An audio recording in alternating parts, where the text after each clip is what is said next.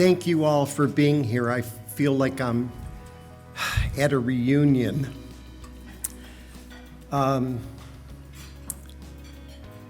Pauline had an inflammatory attack in July of 1994.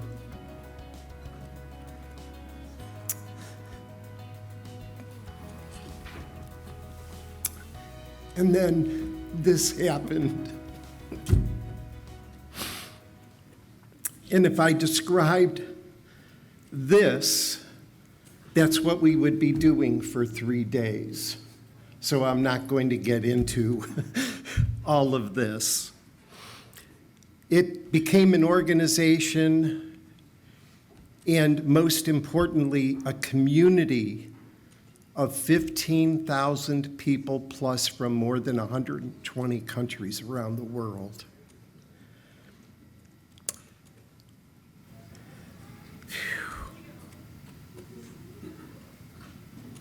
Pauline was a kindergarten teacher. I was a cultural anthropologist, and neither one of us had the training or experience to do any of what we set out to do and ended up accomplishing. After doing the work for about 20 years, I decided, after realizing that I'm probably not going to live forever, that I had an obligation to share what I had learned over those 20 years, because I had learned a lot.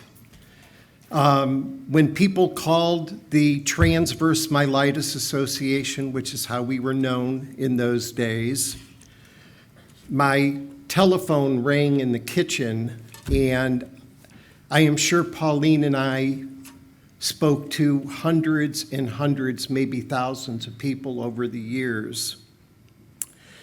We knew absolutely nothing about these disorders when we started the organization, and I administered a survey just to collect information when I sent out the first newsletter in 1997, and we had 815 respondents to that survey that I spent years analyzing, and Jesse Daninger and I presented the results at the Symposium in Baltimore in 2004.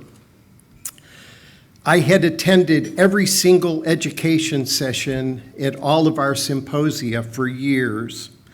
I read every article that was published in the medical literature, and I seriously picked the brains of every medical expert in our community. And I had lived with Pauline for 25 years and lived through the experiences that she had with transverse myelitis. The book is called The Patient Experience with Transverse Myelitis in Anthropological Perspective. I did it about TM because that's what I understood best, but really that book is about all of these disorders.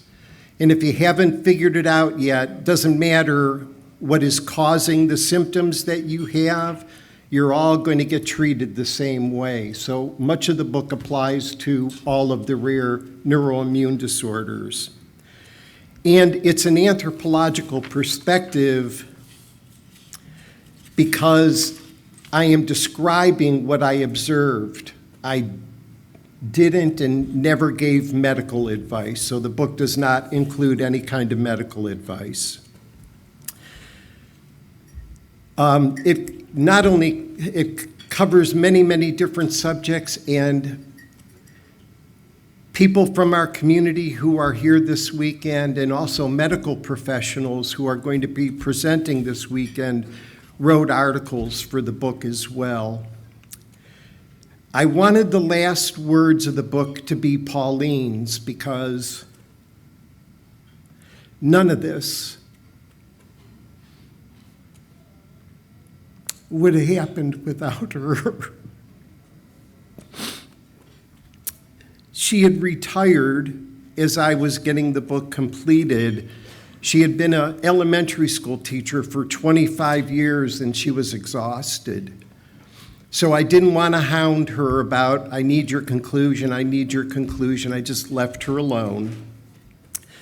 And finally, in 2017, before we were to go on a vacation in Montana for 3 weeks, she handed me her conclusion.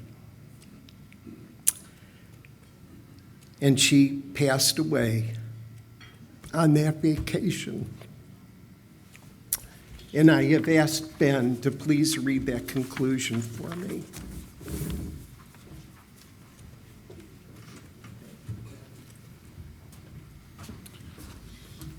So it's an honor to be speaking Pauline's words. So I'm going to begin with the title, and I want everyone just to think about it for a moment. Blueprints, there just isn't one.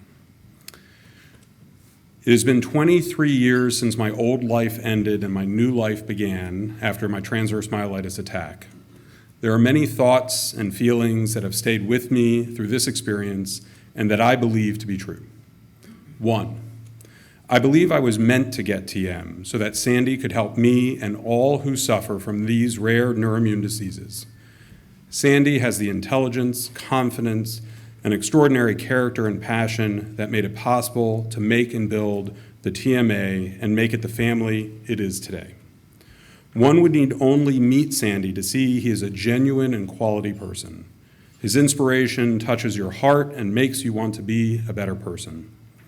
Sandy believes in people and knows the greatness in each person. Everybody needs someone to believe in them. Everybody needs a Sandy. I am blessed to have mine. 2, you must be brave for yourself and other people. It is all about hope. We are suddenly in a world we know nothing about. I was fortunate to be moved to one of the top 10 spinal cord rehab hospitals in the U.S. I was met by an entire team of people, all there for my well-being. After the team introduced themselves, I told them, "Great, I'm a kindergarten teacher. I'm a butterfly. I dance around the room. So this is not going to work. You do what you need to do, and I'll do what I need to do, and everything is going to be okay." This memory is one of many I will never forget. 3, the little things in life are really the big things in life. 4, it is important to find humor wherever you can. When in the hospital, I started each day by using a mirror to look at my butt. This was very serious because I was checking for pressure sores, which are life-threatening. After 25 years of being an elementary teacher, I retired this year. My body was just not able to manage all the responsibilities and stress. I haven't felt this good since I started teaching. So I have to thank Sandy for sharing and Pauline for sharing her words. And it's really ironic that the words of a petite, beautiful, quiet woman are being spoken by a very large, loud man. And so this is somewhat odd. You may have picked the wrong person. I don't think you got the full effect of Pauline. But as a way of welcoming everyone to Dallas, we thought there was no better way than to start with the founder of the organization we know and love, Sandy, and the words of Pauline, who made this all happen. So thank you, Sandy, for sharing.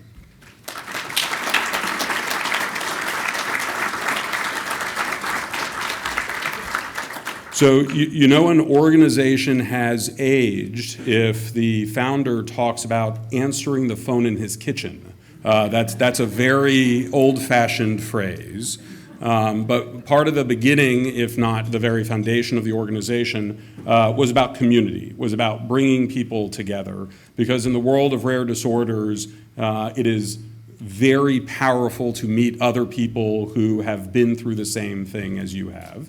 And it is not just powerful for patients or for families, but in this room are mixed of patients, caregivers, clinicians, and scientists. And it's extremely powerful, speaking now as a clinician, as a scientist, to be part of this community. Because we learn so much more from you than frankly you learn from us, but we're trying to get better at it. And I've been thankful to be part of symposiums now for, where's Chitra? Is it 20 years now? since my first symposium in Baltimore. And yeah, so it's 20 years. Damn, you're old, Doug. It's been a long time, and I have to say there are a couple things that haven't changed at all, and some very important things that have changed significantly. So first, just the incredible sense of wonder bringing community together, and the new relationships that are built and the new friendships that are made and the new collaborations that are built hasn't changed in 20 years. What has changed? So if you just look at the agenda, and we're going to talk through it a little bit, there's a lot more to discuss than there was 20 years ago. There's a lot more meat on the bones, and that's a wonderful thing. 20 years ago, we were not live streaming virtually. We are today. So to those of you who are joining us online, we welcome you and we thank you for your participation and look forward to engaging you and including you in all the ways we can. What's also changed is the broader community that's gotten involved. I do want to start off by thanking sponsors for the symposium.